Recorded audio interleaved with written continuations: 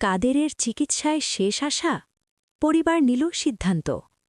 কলকাতার অ্যাপোলো হাসপাতালে ভেন্টিলেশনে থাকা কার্যক্রম নিষিদ্ধ আওয়ামী লীগের সাধারণ সম্পাদক ওবায়দুল কাদের নতুন করে কোনো ধরনের চিকিৎসা নিতে পারছেন না।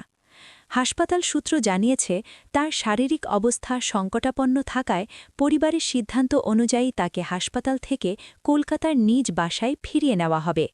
সূত্র জানায়, বাড়িতেই চিকিৎসক, লাইফ সাপোর্ট এবং প্রয়োজনীয় মেডিকেল ফ্যাসিলিটির মাধ্যমে ওবায়দুল কাদেরকে রাখা হবে। বর্তমান শারীরিক অবস্থায় হাসপাতাল ভিত্তিক চিকিৎসায় নতুন কোনো অগ্রগতি সম্ভব নয় বলেই এই সিদ্ধান্ত নেওয়া হয়েছে। জুলাই গণ-অভ্যুত্থানের পর ভারতে পালিয়ে যাওয়া ওবায়দুল কাদের গত শুক্রবার ২রা জানুয়ারি হঠাৎ গুরুতর অসুস্থ হয়ে পড়েন। প্রায় সংজ্ঞাহীন অবস্থায় তাকে কলকাতার বাইপাস এলাকার অ্যাপোলো হাসপাতালে ভর্তি করা হয়। হাসপাতালে নেওয়ার পরপরই তাকে ভেন্টিলেশনে রাখা হয়।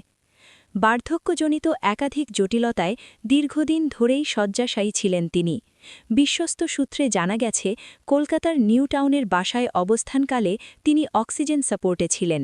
হাসপাতালে ভর্তির পর চিকিৎসকেরা জানান, চিকিৎসায় সাময়িক সাড়া মিললেও তার অবস্থা অত্যন্ত সংকটজনক।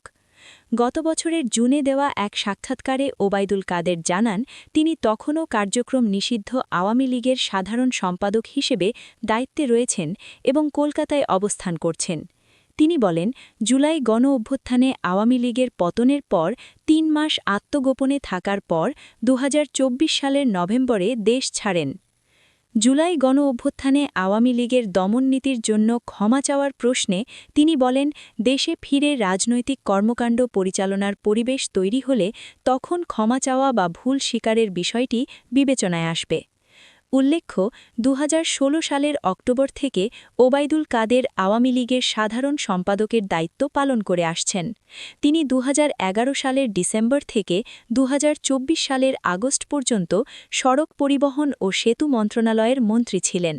নোয়াখালী ৫ আসন থেকে তিনি টানা ৪ বার সংসদ সদস্য নির্বাচিত হন।